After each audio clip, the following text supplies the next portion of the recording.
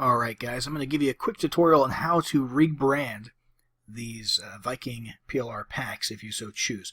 We're going to start with the PowerPoint slides for the videos. So the videos, we've been very careful to make sure that there's no branding or no mention of Viking in the audio. So you can actually continue to use the audio track if you prefer, and simply remove the visual Viking branding. The easiest way to do that is going to be to come to each image. There's 3 Viking images in each slide presentation, and what you'll do is you'll right click, you'll come over here to change picture, choose from a file, and I'll just grab a random image here.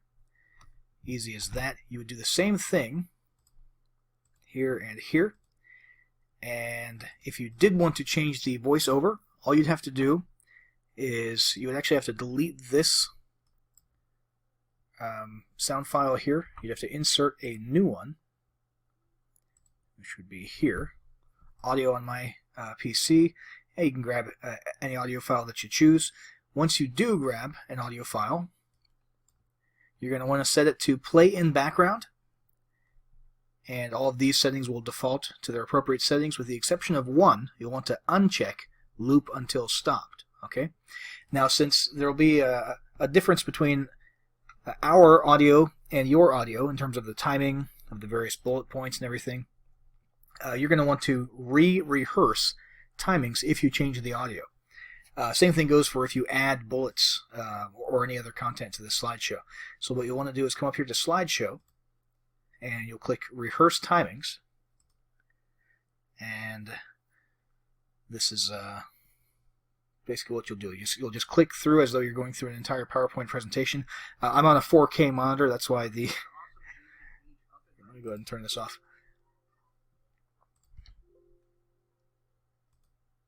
Yeah, sorry. So I was on a 4K monitor, so that's why it looked all zoomed in there. But basically, you would just proceed as though you were doing any other PowerPoint presentation and clicking at the right times in synchronization with your audio. And once you've done that, at the end there, when it says, do you want to save the timings, you hit yes. And from that point forward, when it renders a video, everything will be in sync.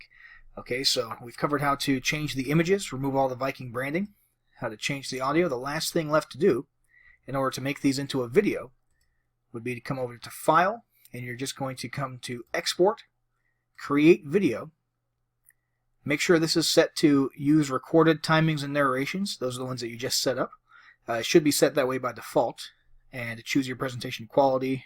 There's no reason not to do full HD these days. And create video, and that'll render, over the course of a few minutes, an MP4 video file of this presentation. And let's see if I missed anything here. Nope, I think that's about it for the PowerPoint slides. Let's move over to the the Viking bonus creation Word documents. So what I'm about to say applies to the reports as well as to the full ebooks. And really, it's actually very similar to PowerPoint, except for one thing I'll mention at the beginning is this background. It's here for stylistic reasons. It looks kind of cool and slick, but I understand a lot of people might not like that. So what you'll want to do, when you first open the document, everything will look kind of gray and hazy here. And that's because that background image is actually in the header. And it is, as far as Microsoft Word is concerned, it's layered in front of the text. So step 1 is going to be to double-click in the header area. Step 2, click one more time, and you're actually going to select this background image. Okay, you'll see these little dots up here in the corners and on the sides. That's how you can resize this. If you want to keep this background and you just want to get rid of it temporarily while you edit and change things so you can see a little more clearly, that's all you do. You just drag it to the side, and then remember to drag it back over before you finally render or export your document. And if you want to just delete it, that's fine. Just hit delete, and you get rid of that. If you want to switch to a white background, we'll just come over to Design up here, Page Color, change the page color to white, and what you'll see is that Microsoft Word, let me close out of the header mode actually. There we go. Microsoft Word, when you change the background to white, automatically changes the white text to black. Okay. Let's see here. Same rules apply here for changing the picture. Change picture from file. You can choose any picture that you'd like. You would want to go into the footer area. I'm going to go ahead and change the page color back to black. It's worth noting here that in the footer area it does not automatically change this text to black if you change the background to white, so you'll want to come in and manually do that. Just up here under home, and you can obviously change colors up here. And you're going to want to come in here, obviously remove the Viking branding from this, replace this image, and look for any other references. There shouldn't be any other references to Viking branding with the exception of down here inside of the reports where it actually recommends that your customers or your leads grab the ebook inside of each of the reports. But you can always just do Control F and look for the word Viking, see if there's any other Viking branding that we missed.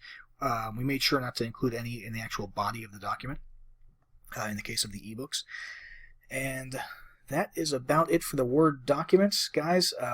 I just want to reiterate, when you distribute this to your audience, it needs to be in PDF format. So you're going to come up here to File, and you're going to save as Adobe PDF. Simple as that. Same thing goes for the PowerPoints. You can only distribute the video files once you export it as an MP4. You cannot distribute the actual presentation slides themselves. Again, unless you upgraded and got the master transferable PLR rights, in which case you can sell PLR rights to these. But if you just got the standard package of our Viking PLR bundles, and you're just distributing these to end users under your own PLR rights, make sure that when you distribute, you're only dealing with PDFs and video files, not with any Word documents or PowerPoint slides. That's about it for the tutorial. Guys, if there's any information here that I didn't cover or that you don't understand about rebranding, feel free to send us a support ticket, and if necessary, we'll go ahead and update this tutorial and re-upload it to the members area. All right, thanks, guys.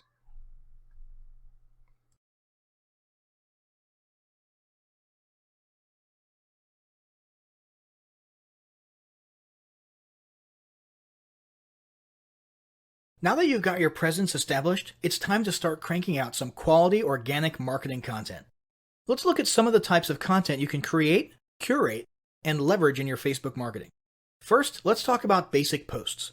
So much emphasis has been placed on visual media like photos, memes, and videos in recent years that many people have forgotten the power of good old-fashioned text. A basic textual post can accomplish a lot, and in fact, can actually stand out a lot in today's news feeds that are often filled with non-stop cliché viral images and videos. A standard textual post can be an excellent pattern interrupt in these cases. A textual post, whether it be from your personal profile, a business page, or a group, can be about anything you want. It might be a piece of content in and of itself, like an informative blog post. It could be a link back to some other content elsewhere, such as your blog or a website or your YouTube channel.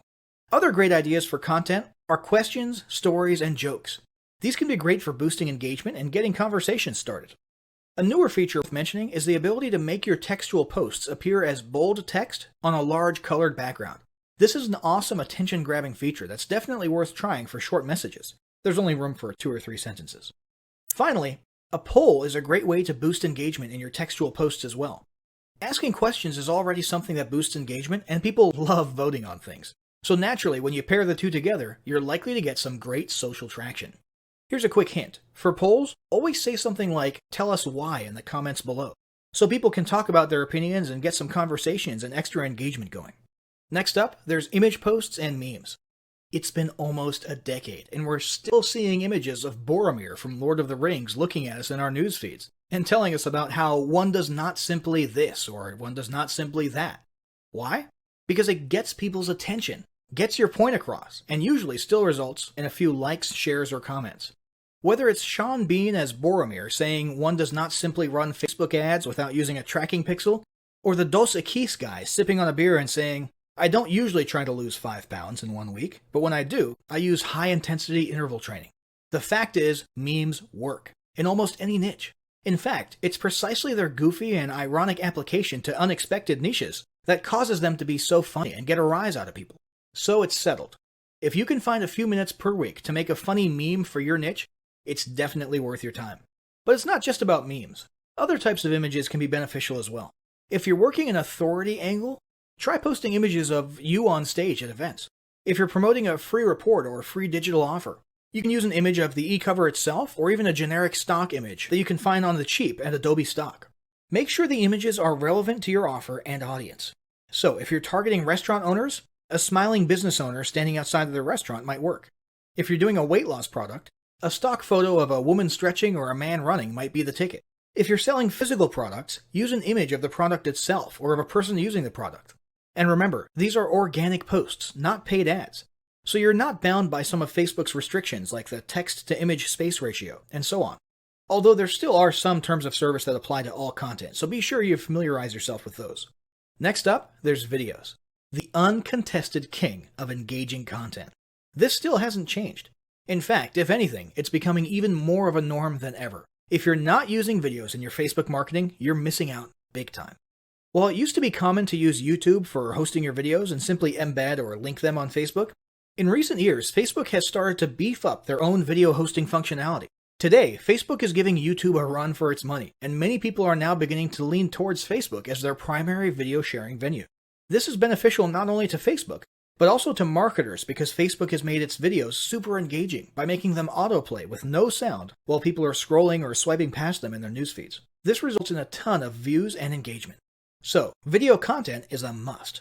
But what types of video content should you be incorporating into your marketing? There are several options. There's regular vlogs, talking head videos, selfie videos, screen capture videos, instructions, tutorials, tips and tricks, funny videos, motivational videos, animated explainer videos, short advertisement videos, inspirational videos, slideshow videos. The list goes on and on. Any way you're able to convey content or messages via videos is great. More recently, Facebook has introduced live streaming videos. You can literally host a live video feed or show and even invite others on for split-screen interviews and discussions from just about any device. All of these innovations in Facebook video sharing are helping to propel Facebook further into the video marketing spotlight, and it's not a trend you want to miss out on. Now let's talk about curated and repurposed content. Not all content needs to be created by you or your team from scratch. One very popular form of content marketing is content curation. This means finding existing content from someone else and simply resharing it yourself. This can be done simply by using the share button on Facebook to share other interesting or entertaining posts and add your own comment or commentary. Another way to curate content is to manually republish it. This can mean copying excerpts from someone else's blog, a news article, or a book, and so on. Just ensure you always attribute it to the author. For example, here's some great tips from the folks at such and such blog. And try to always put your own comments at the beginning or end and ask your audience what their thoughts are. This is a mutually beneficial form of content marketing because you're spreading the exposure of the other entity's brand, which they'll appreciate, while also posting content with almost no work required on your part. Another option for quick content publishing is to repurpose your existing content. Do you have ebooks, reports, or guides of your own? Why not take a chapter from one of your ebooks, tweak it at the beginning and the end, and publish it on Facebook? Heck, you could turn an ebook or report into a whole series of Facebook posts covering a whole week. Have a blog on your website with interesting articles and posts? Why not post a teaser or excerpt from each blog post, old or new, and a link to the post in question? Same goes for videos, podcasts, interviews, and so on. If you've been online long enough, there's a good chance you'll be able to repurpose a lot of your old content into Facebook posts. Now let's talk about boosting content. Although this guide is about organic content and not paid ads, it's worth mentioning that you can pay to give your organic content a little kickstart and increase the reach and exposure of it. You can do this by choosing any organic post of yours and clicking the Boost Post button. This will open a new screen where you essentially turn your post into a paid ad for a limited amount of time. You can set a budget, choose an audience, and many of the other settings you'd usually apply to creating a paid ad. This will get your post in front of many eyes that otherwise would not have seen it in their news feeds. Be advised, when you use this method, your post technically becomes a Facebook ad and will then be subject to Facebook ad guidelines that most organic content is not subject to. So if you have an image in your Facebook post and the image is almost completely text or has a very large text-to-image ratio, there's a pretty good chance it's not going to be a good fit as a boosted post. Now let's talk about content planning. Planning out your Facebook marketing strategy is super important. The last thing you want is for your Facebook presence to turn into one of those where you set up a page, post a few things, and then becomes lifeless for months at a time. This happens a lot. When people see this, you instantly lose credibility. And that's why it's important for your team to have a robust content posting schedule and strategy. Ideally, you should be posting something almost every day at least. However, this need not always be content designed from scratch. Instead, you can set aside 2 days of the week that are for original, created from scratch posts or videos, while all the other days in between only require a reshared post from elsewhere or a quick meme or image. Set aside another day of each week for a video post and maybe another day for a community poll. If you have a regularly updated blog or YouTube channel, you can also simply add a new step to your blog posting or YouTube uploading workflow, in which after each post or upload, a link to the new content should be shared and teased on Facebook. There are a number of ways to easily incorporate daily Facebook posting into your weekly routine. It would also be a good idea to establish a daily or at least weekly routine for you or a team member to go through all your posts and reply or interact with your audience if they commented or asked questions. Finally, let's talk about tools, services, and help. Maintaining a regular and active Facebook presence can be a little difficult if your business is already busy as it is. If it becomes too overwhelming, there are several options for lightening the load, or at least making it easier to manage. First off, there's tools like Hootsuite and OnlyWire that make social media posting, scheduling, and planning much easier. If you'd like to have your content created for you, there are a handful of paid third-party services out there that will literally create and post content for you on a daily basis. $99 Social would be one example of this. You'd simply fill out a profile of what type of content you want and what industry or niche you're in, and let them take care of the rest. Finally, it might be worth it to hire a new team member specifically to handle your social media marketing, or delegate the responsibility to an existing team member who has time available to do it. This individual would be in charge of posting, commenting, replying, moderating, and so on. So, Facebook marketing is clearly an incredibly valuable and arguably critical part of any online business today. As you've learned in this guide, it can be a lot easier to establish a Facebook marketing strategy and routine than you may have previously thought. But none of it will count for anything if you don't start applying what you've learned right away. To that end, start implementing the steps of the following battle plan today. Step 1. Establish your marketing goals. Step 2. Determine what type of presence best fits your goals and create it right away. Step 3. Draft up a plan with your team for daily content posting and delegate the responsibility to one person. Alternatively, if you're a lone wolf, consider using the above-mentioned tools or services to lighten the load.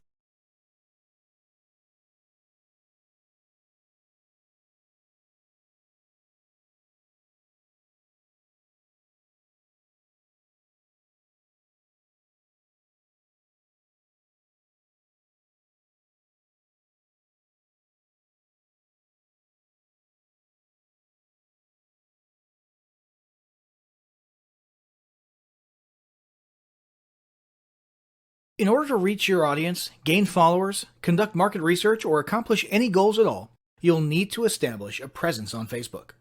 What sort of presence you create will depend largely on what you hope to accomplish. But the most common first step is usually to create a page, often called fan pages. There are several types of pages to create. These include local business or place, company, organization, or institution, brand or product, artist, band, or public figure, entertainment, and cause or community. Pages are different from profiles for a few important reasons.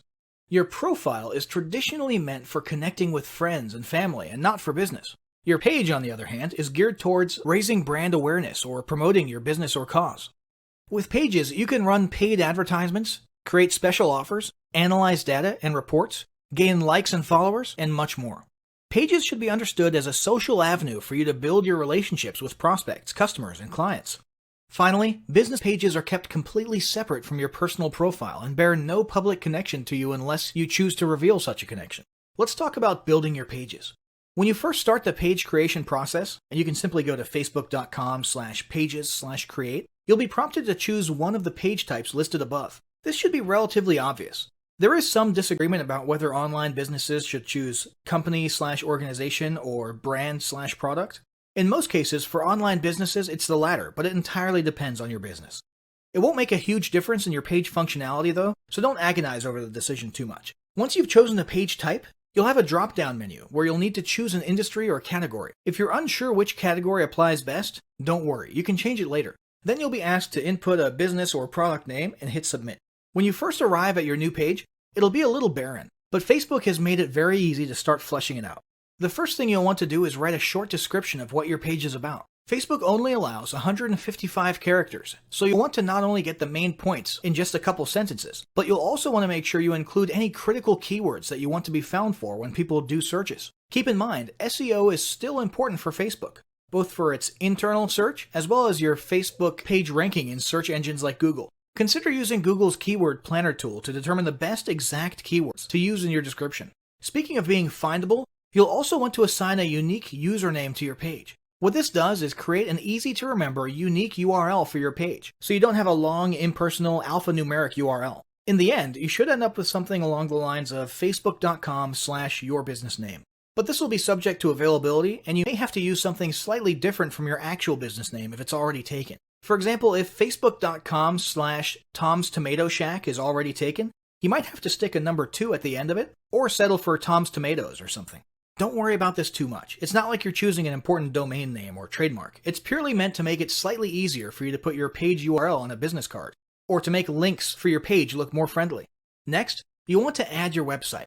From the options on the right-hand side of your page, click Add a Website and enter your main website address, or depending on your goal, a specific landing page URL. After that, it's a good idea to add a second admin to your page. Even if you're the sole owner and employee of your business, you should still do it. This way, if your page or profile gets hacked, and that does happen, or if you get locked out of your profile for any reason at all, you'll at least have someone else who can try to access the page and do what needs to be done. This is a security precaution, so it doesn't matter who it is, and they don't literally need to ever be an actual admin. Heck, this could be your grandma if you want. After that, you'll want to like your own page, so you'll now be following it via your personal profile, and you'll want to make sure you turn on notifications. Now you'll want to start visually completing your page. First, you'll want to add a square profile image. This can be an image of you or your logo, or whatever you want people to see associated with your brand. In addition to being visible on your page, this will also be the avatar image that accompanies your comments and activity on Facebook when you're posting or commenting as your business. Once that's done, you'll want to add a horizontal cover image. If you don't have a horizontal image to use for your cover, you can either create one yourself via a tool like Canva, or you can pay someone on Fiverr to make it for you. Next, go to Edit Your Page Info to adjust your page details. Here you can add categories, descriptions, contact info, location, legal disclaimers, and so on. Then, go to See All Information and see if there's anything else you want to add, such as awards, privacy policy, and so on. Finally, you'll want to add a call to action button to the top of your page. This CTA button can be for booking services, contacting you, purchasing or shopping, downloading something, or even a generic Learn More.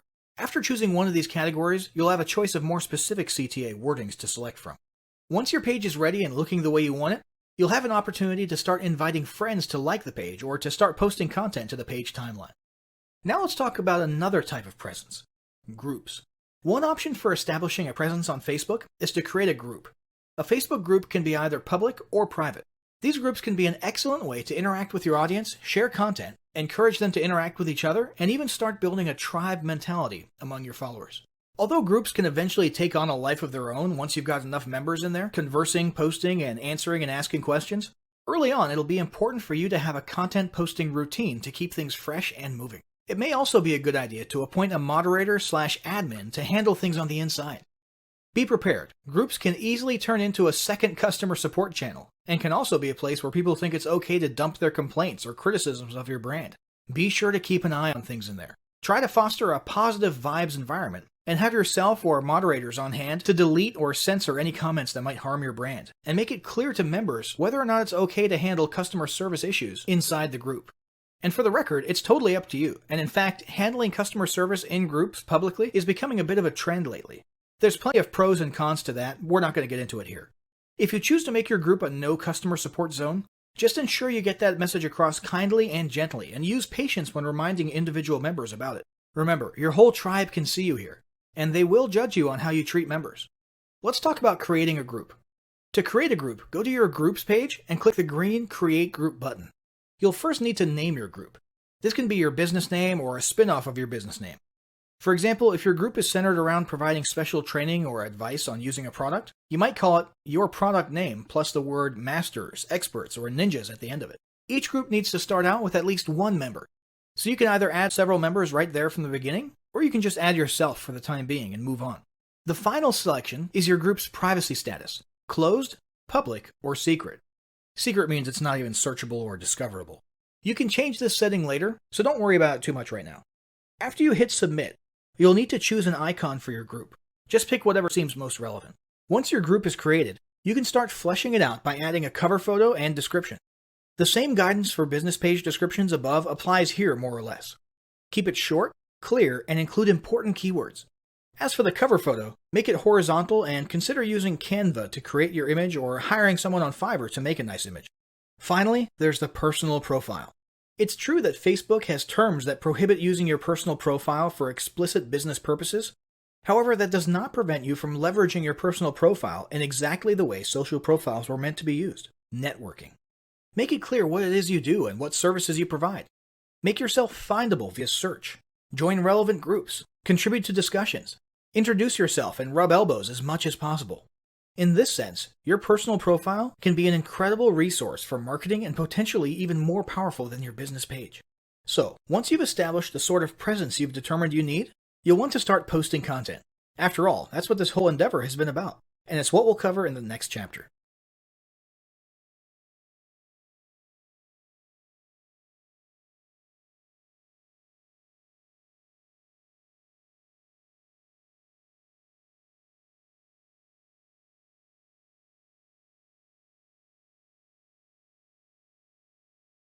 Establishing marketing goals is critical to the success of your Facebook marketing. Countless entrepreneurs and businesses have set up a Facebook presence, made a few posts, and then let it sit untouched for months or even years. This is usually due to a lack or absence of goals.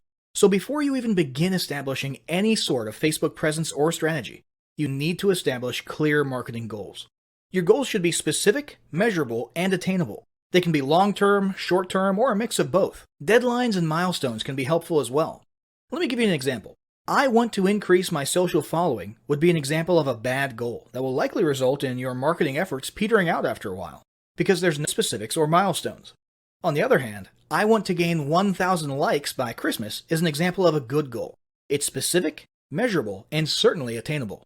Below are some examples of the various goal categories you might be interested in for your business. First up, there's traffic to website, which usually means sales, leads, or content marketing. Probably one of the most popular goals of Facebook marketing is to funnel your Facebook traffic back to your own web properties. After all, most businesses don't do business on Facebook. You're leveraging Facebook to obtain traffic and convert that traffic into brand followers, leads, prospects, and customers. So maybe your goal is to get people to a landing page with a free offer where they can subscribe to your list and become a lead. Maybe they're being sent to a sales page or an e-commerce store. Maybe you just want to do some content marketing and send them to your blog. Whatever the case, the end goal for a lot of businesses will likely be bringing Facebook traffic away from Facebook and over to their own web properties. Next, let's look at the social following goal, which we also refer to as Facebook as autoresponder. In this goal category, your aim is to build a large number of followers. This usually means likes in the case of a business or brand page, or it could mean friends if you're focusing on your personal profile. The reason we also refer to this as Facebook as autoresponder is because the main sought-after benefit here is to increase the number of people who will see your posts in their newsfeed. In this sense, your Facebook posts become similar to sending out email broadcasts via your autoresponder. It should be noted that Facebook has recently adjusted its algorithms in such a way that people tend to see less posts from businesses they've liked. This means a much smaller percentage of your followers will actually see your posts in their newsfeeds today than did in the past. Still, if you grow a large enough community, this can still be very beneficial, and if your content is engaging enough to get a lot of traction in the form of likes, comments, and shares, you can significantly increase the range of your organic reach into people's newsfeeds. Next, there's passive presence. Some businesses might have purely passive goals. Simply being present and discoverable inside of Facebook is a benefit that has wider appeal and greater utility than you may think. In many cases, a company's Facebook presence might supersede or even totally replace what was once the role of a website. Your business's phone number, address, directions, hours of operation, mission statement, and so on can now all be found on a Facebook page. And depending on your audience, that might be where most people seek you out, rather than your website. The ease of posting announcements, updates, photos, and other content without relying on a web developer or having to use a web building platform also makes Facebook pages an attractive alternative to the traditional website model. This same approach can also be used for events, communities, and brands. Next, let's talk about brand awareness. Another goal that's less thought about might be spreading brand awareness and recognition. If you're just starting out, there's a good chance your brand might be in need of a jump start. If nobody's ever heard of you, a great way to increase recognition is to simply create and share unique, helpful, or entertaining content and get your name, logo, and overall brand identity in front of as many eyeballs as possible, as many times as possible. If this is your goal, you want to avoid being salesy in the beginning. Ensure you're focused almost entirely on posting helpful, relevant, or entertaining content. Next, there's expanding existing audiences. If you've already got an audience, your goal might be to make it bigger. This can be done via several social marketing methods. Sharing viral content, either curated or created yourself, can lead to a huge increase in your Facebook audience. Recently, a restaurant in Southern California released a 60-second video with shots of people enjoying their signature menu item, an enormous T-bone steak topped with melted cheese, and it went viral in one day. They had already garnered a respectable audience prior to the video, but after the video, their Facebook audience and engagement skyrocketed, and so did their foot traffic. Although creating your own viral content like that can be great, if you don't have the time or the means to do so, you can simply leverage existing content that's already proven itself to be viral by curating or resharing it with your own comments or angle added to it. Also, a few humorous images and memes can't hurt either. Other ways to expand existing audiences can include contests, sweepstakes, and gamification. Assuming your offers and prizes are compelling enough, incentivized sharing can be very effective. Just ensure your methods are permitted by Facebook's terms of service. After that, there's enhancing or repairing public relations. Do you want to set your company apart in the public eye? Do you want to associate your brand with feelings of goodwill and community involvement? Did you accidentally spill a ton of crude oil into the Gulf of Mexico and kill a bunch of fish? If any of these apply to you, then enhancing or repairing your public relations could certainly be a good Facebook marketing goal for your business. You can bet that when a certain major energy giant had an oil spill on its hands a few years ago and became public enemy number one, they went into PR repair overdrive. They were literally hated by almost everybody, and their business could easily have disappeared off the face of the earth. But instead, they handled it masterfully and began pouring millions, if not billions of dollars into massive PR campaigns to improve their image and highlight their commitment not only to fixing the mess, but to the environment in general. This PR campaign lasted years, was very effective, and you can bet they leveraged social media platforms like Facebook as well. But it doesn't take a humiliating public catastrophe to make PR enhancement a good idea. This is a goal that any business can engage in. Non-sales related campaigns can include photos or videos that foster positive values and goodwill, or even involvement in social movements or noble causes. A quick note about the social movements: be careful not to alienate half of your prospects. Although you may be super passionate about something and it may seem like it's worth putting your company out there in association with a certain cause, there's a good chance that a month later when you sit down to do your bookkeeping, you're going to regret it. So just be careful how you go about that. Here's some more ideas. Did your business recently donate to a charity? Build a school in a third world country? Serve food at a local pantry? These are all things to post about for the sake of PR. These don't necessarily need to be about things that your business participated in.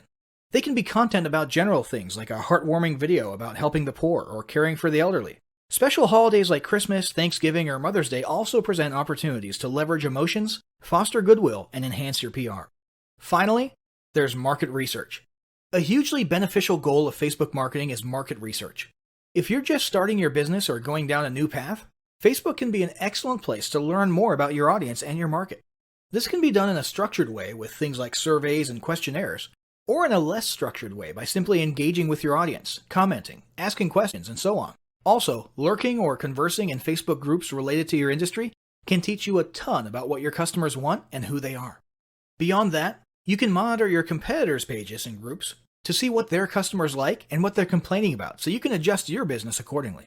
Creating your own group and engaging within it is another great way to get a constant stream of market data and audience data flowing into your business. Ultimately, your goal should be to come up with one or two ideal customer avatars that you can then base your marketing and product development on.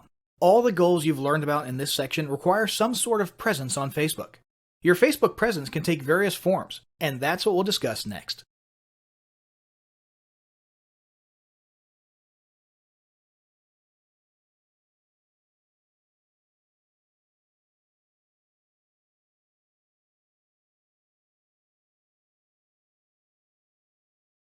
One could argue that there has truly never been anything like Facebook. The undeniable king of social networks took the web by storm several years ago and has since become a household name. Almost everyone has a Facebook account, and about 3/4 of all US adults check it regularly. There is simply no other platform so consistently and universally used all around the globe. For many businesses and organizations, their Facebook presence has replaced their actual website, at least in importance, because more people are likely to interact and receive updates there. Is there a blackout in your city or an emergency in your local area? There's a good chance that the power company or news agencies will be posting updates on Facebook more quickly and consistently than on their own websites. Why? Because that's where everybody is. And you need to be where your audience is. Facebook has done an excellent job of developing an environment where people stay inside the platform. Although links to the outside are easy to create, it's now just as easy and perhaps more beneficial to keep things inside Facebook. For example, until a couple years ago, most people who wanted to share videos did so by linking to a YouTube video. Today, however, Facebook has made it both quick and easy to upload videos within the platform, and has even made it the best option by allowing Facebook videos to autoplay as people are scrolling through their news feeds, making this option the most beneficial for people doing the sharing and the most pleasing for those doing the consuming. And that's just one example of the things Facebook has done over the last couple years to keep people and businesses inside the platform. The result? After years of this sort of structuring and positioning, Facebook users now actually feel more comfortable when they remain inside Facebook. People trust and feel safe with the Facebook interface, the color scheme, and the overall look and feel, and prefer to consume content inside of it. Hence the enormous success of Facebook native advertising. The point is, if you want to market your business or brand in the place where your audience spends most of their time, and in a context in which they feel most comfortable, and by the way, you do, then you need to be marketing on Facebook. To fully get the point across here, let's look at some more statistics that'll give you a fuller appreciation of Facebook's size, reach, and importance. Almost 40% of the entire world's online population is on Facebook. Of the remainder who don't use Facebook, half of them live with someone who does. There are currently almost 1.8 billion monthly active users, and that's growing by 500,000 new users per day. Almost 1.2 billion daily logins occur, and 6 new profiles are created every second. More than 1 million hours of video viewing takes place on Facebook. Over 250 billion images have been uploaded, which boils down to about 350 million images per day. And just in case you were wondering about the level of engagement, Facebook users generate 4 million likes, 510,000 comments, and 293,000 status updates per minute. With a growing and engaged user base like that, it's no wonder more than 40% of marketers report that Facebook is a critical part of their business. The question is, how do you make it work for you? Now, a quick note on paid versus organic Facebook marketing. Ideally, a solid Facebook marketing strategy should include a solid mix of both of these. Organic marketing is an excellent and critical way to provide content and value, keep your audience engaged, gain brand exposure, grow loyal followers, and establish rapport. Paid ads are a great way to boost those efforts as well as to accomplish a variety of off-Facebook goals, such as website visitors, lead generation, and sales. Facebook's masterfully established native ad style has made paid ads even more effective than anyone could have imagined. That said, this guide will focus almost exclusively on organic marketing methods. If you're interested in how to get started with paid Facebook advertising, definitely check out our other guide on that topic. And now, without further ado, let's move on to the first step of any Facebook marketing endeavor: establishing goals.